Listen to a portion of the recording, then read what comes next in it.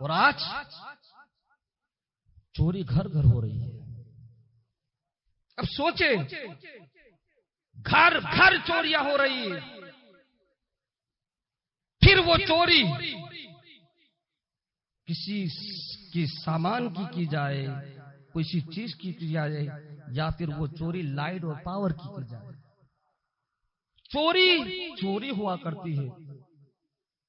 آج اللہ ماشاء اللہ گھر گھر چوریاں ہو رہی ہیں. پاور کی چوری تو ہو ہی رہی ہے. اللہ ماشاء اللہ، اللہ ماشاء اللہ. جو لوگ بچے ہوئے ہیں، جن کو اللہ نے بچایا وہ بچے ہیں، ورنہ آج 80% دیکھا جائے تو ہر گھر لائٹ کی چوری ہو رہی ہے. اور اس چوری کو ہم چوری سمجھتے بھی نہیں ہیں کہ اس کا کتنا بڑا گناہ ہے. ہمارا امام، مسلمانوں کا امام، اس دور میں ایک بکری چوری ہو گئی تھی تو 8 سال تک بکری کا گوشت نہیں کھایا تھا. اور آج ہم خود چوری کر رہے ہیں یار، جبکہ حرام ہے. شریعت میں حرام ہے چوری کرنا. چوری کرنے کے تعلق سے قرآن حدیث کا قانون تو یہ ہے کہ اس کا ہاتھ کاٹ دیا جائے، اس کا ہاتھ کاٹ دیا جائے. آج ہم پاور کی چوری کر رہا ہے، کوئی پانی کی چوری کر رہا ہے، نہیں کنیکشن یا پھر بھی گھر پانی آ رہا ہے. چوری تو ہے، پاور تو لیے چوری کے. اب سوچے کہ کیا اس کا گناہ نہیں بڑھتا ہے؟ حرام ہے، حرام. میں آپ سے پوچھنا چاہتا ہوں، ہم میں سے بہت سے لوگ ایسے ہیں بہت سے کیا بلکہ ہر کوئی شراب کو حرام سمجھتا ہے کہ بھائی حرام ہے. اور حتی الامکان ہم کوشش کرتے ہیں کہ شراب کے قریب تک نہیں جاتے کہ اللہ نے اسے حرام کیا. بچتے کہ نہیں بہت سے جوا حرام ہے. ہمارے اندر بہت سے ایسے لوگ ہیں کہ جو جوا کے قریب تک بھی نہیں جاتے کہ بھائی اللہ رسول نے اسے حرام کیا ہے. زنا حرام ہے، ہم اس سے بچتے ہیں کہ اللہ رسول نے اسے حرام کیا ہے. یہ زنا حرام ہے، ہم نہیں کرتے ہیں. تو چوری بھی تو اللہ رسول نے حرام کیا ہے، اس کو کیوں نہیں چوری سمجھتے، اس سے کیوں نہیں بچتے؟ یا ہمارا 2000-3000 کا فائدہ سمجھ کر کہ بھائی لائٹ میں فائدہ ہو جائے گا، لائٹ میں فائدہ ہو جائے گا. 2000-3000 کے لیے ہم اپنی آخرت کو تباہ برباد کر رہے ہیں. ایک حدیث پاک کا مفہوم تو یہ ہے کہ جس نے چوری کیا ہے اس پر اللہ کی لعنت ہے، اللہ کی لعنت ہے چوری کرنے والوں پر.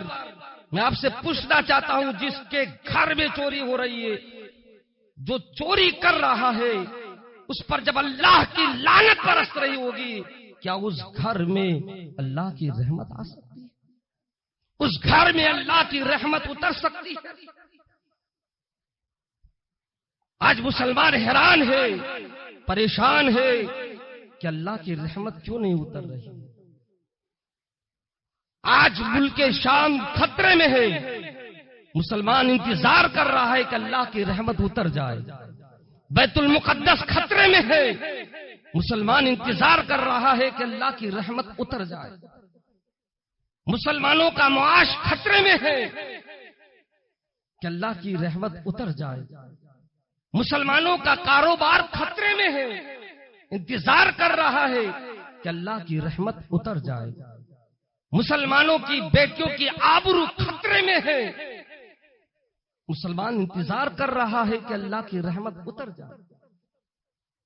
مسلمانوں کی جان و مال خطرے میں ہے، مسلمان انتظار کر رہا ہے کہ اللہ کی رحمت اتر جائے.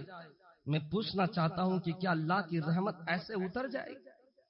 ہمارے کرتوت تو دیکھیں، ہمارے کاروبار تو دیکھیں، ہمارے دھندے تو دیکھیں کہ آج ہم گھر گھر چوری کر رہے لائٹ پاور کی، اس کو گناہ تک نہیں سمجھتے، جبکہ اللہ کی لعنت برستی ہے. تو جس گھر میں چوری ہو رہی ہے اس گھر میں جب اللہ کی لعنت برسے گی تو کیا اللہ کی رحمت اترے گی؟ وہاں پر رحمتیں آئیں گی؟ مجھے آپ بتائیں، وہاں پر برکت آئے گی؟ نہیں آ سکتی. تو پھر کیا آئے گا؟ پھر وبائیں آئے گی، مصیبتیں آئیں گی،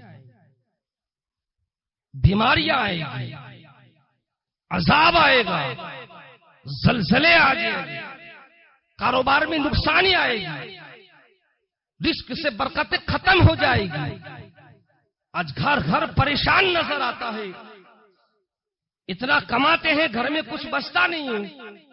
ہر گھر پریشان نظر آتا ہے کہ یار گھر میں کوئی نہ کوئی بیمار رہتا ہے، کبھی اس کی دوا، کبھی اس کی دوا، کبھی اس کی دوا، ہمارے پیسے کہاں جا رہے ہیں؟ یہ وبائیں، یہ بیماریاں، یہ مصیبتیں، یہ تکلیفیں کیوں آ رہی ہے؟ ہماری کرتوت کی وجہ سے۔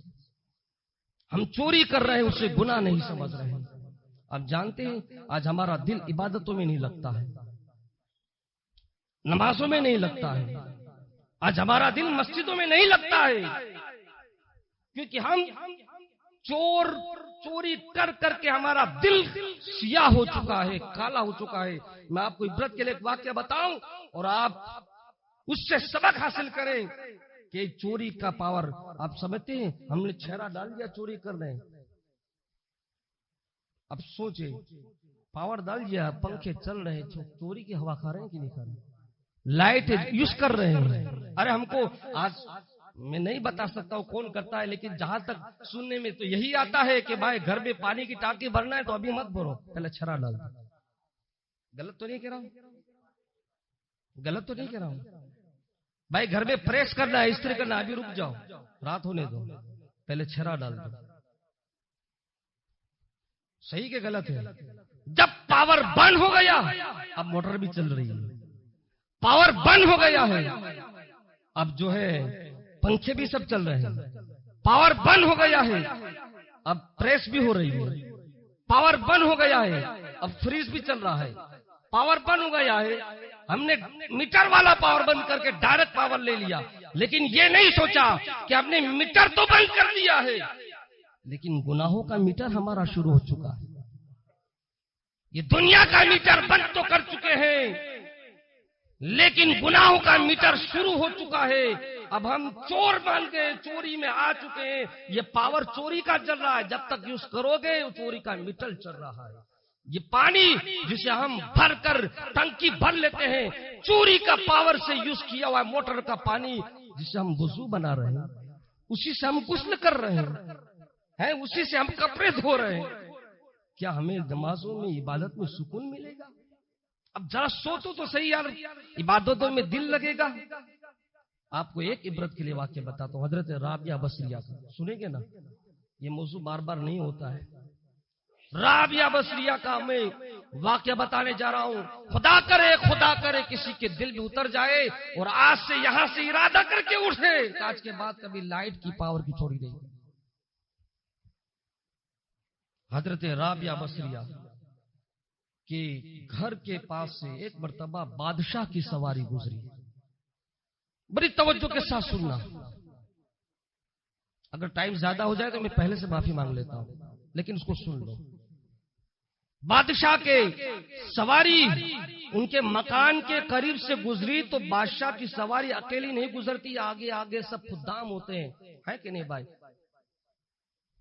آگے پیچھے سب لگے رہتے ہیں، اور رات کا ٹائم تھا، اور جو خدام چل رہے تھے نا اس وقت لائٹ تھی نہیں تھی، راستے میں مشعلیں جلائی جا رہی تھی۔ آپ پکڑتے اپنے دیکھا ہوگا مشعل ہوتی ہے نا، سب مشعلیں جلا کر، اور جب گھر کے اندر ایک مشعل جل جائے تو پورا گھر میں روشنی ہو جائے۔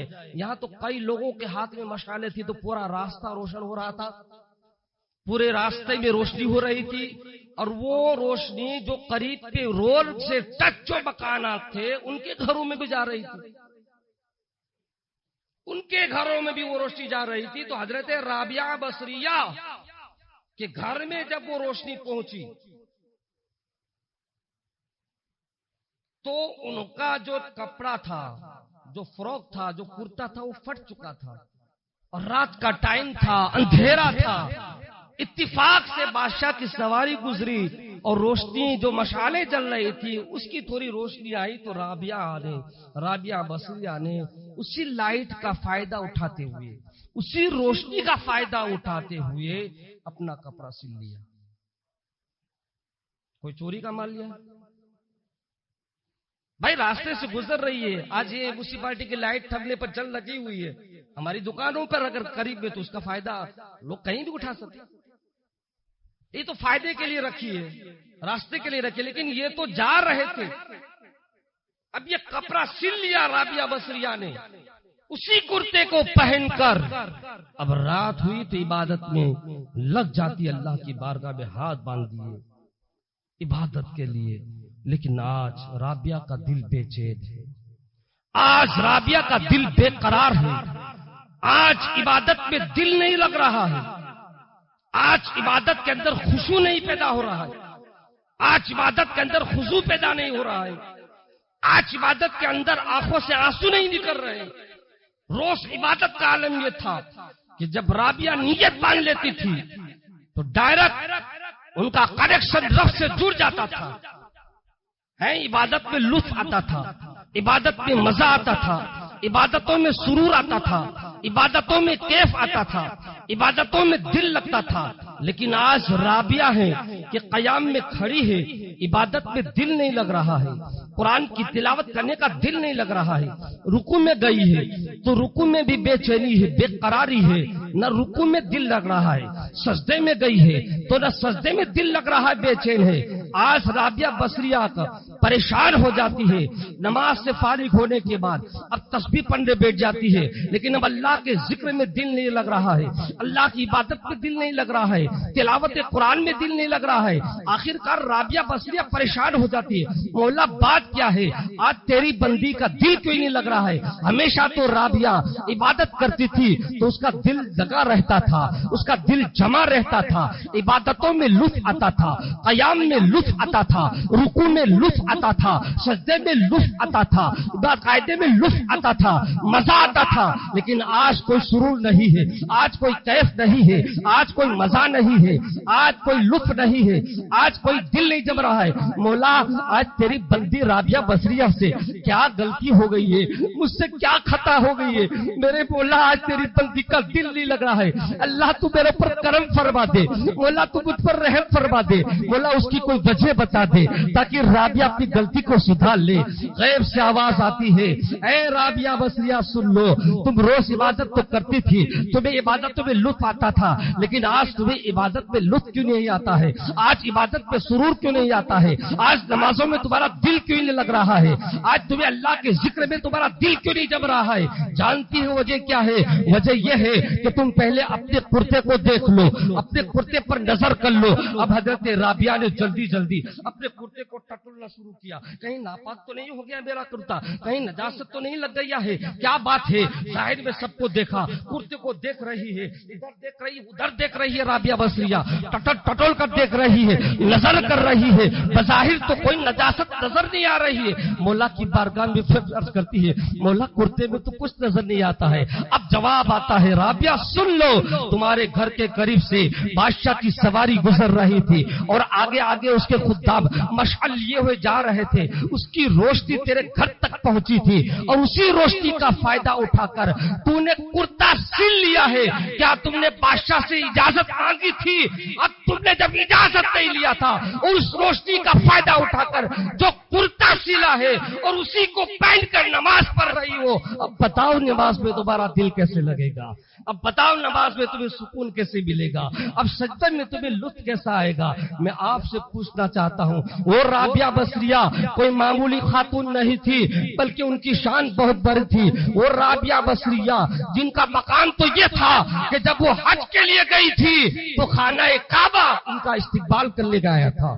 وہ حج کے لیے گئی تھی تو کعبہ جس کا استقبال کرنے جائے، کعبہ جن کو ویلکم کہنے جائے، کعبہ جن کا سواگت کرنے جائے، وہ رابعہ بصریہ جنہوں نے کوئی چوری نہیں کیا تھا لیکن ایک فائدہ اٹھایا تھا تو عبادتوں سے لطف ختم ہو گیا، عبادتوں میں دل نہیں جمع۔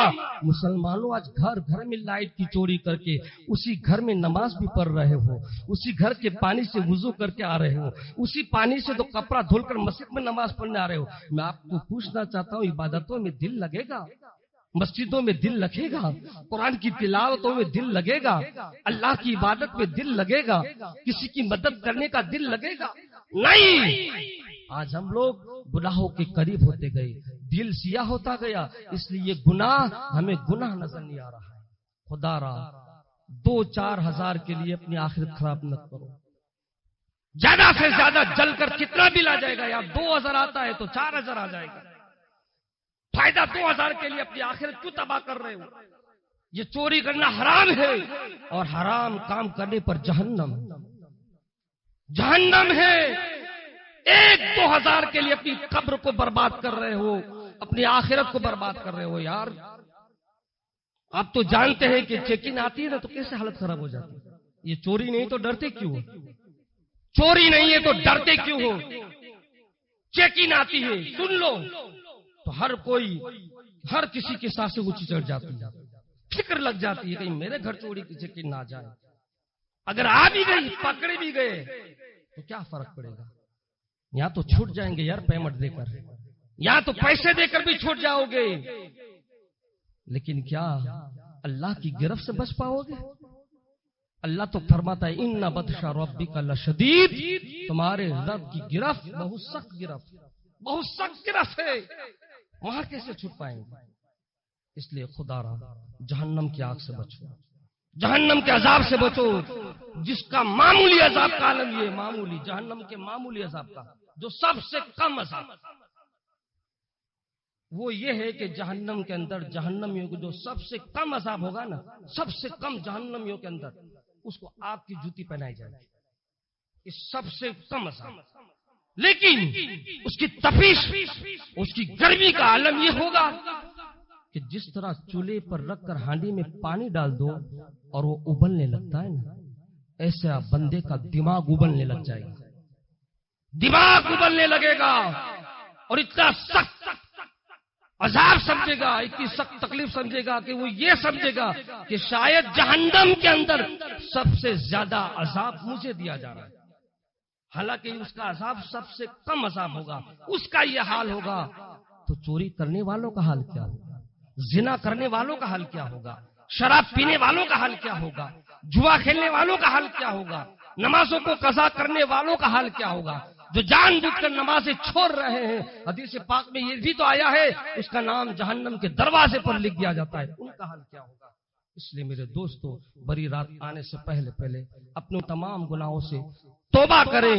اللہ کی بارگاہ میں آج تک چوری کیا ہے یا جو بھی جرم ہوا ہے, اللہ غفور رحیم ہے, وہ بڑا مہربان ہے. بس میں آپ سے گزارش کرتا ہوں جو کیا ہے اس سے اللہ کی بارگاہ میں سچی معافی مانگ کر, جو بخشش والی رات آ رہی ہے, مغفرت والی رات آئی ہے, اللہ سے امید کرتے کہ اللہ ہر کسی بندے کی توبہ کو قبول کر دے, اللہ سب کی مغفرت فرمائے, اور اللہ میری ہمارے اہل خانہ کی اور سب کی تمام مومن کی اللہ مغفرت فرمائے, اور ان بڑے بڑے جو گناہ ہے, چوری ہے, زنا ہے, شراب ہے, چھوٹے بڑے ہر گناہ سے اللہ ہمیں اور ہماری نسلوں کو بچنے کی توفیق عطا فرمائے. وآخر دعوانا الحمدللہ.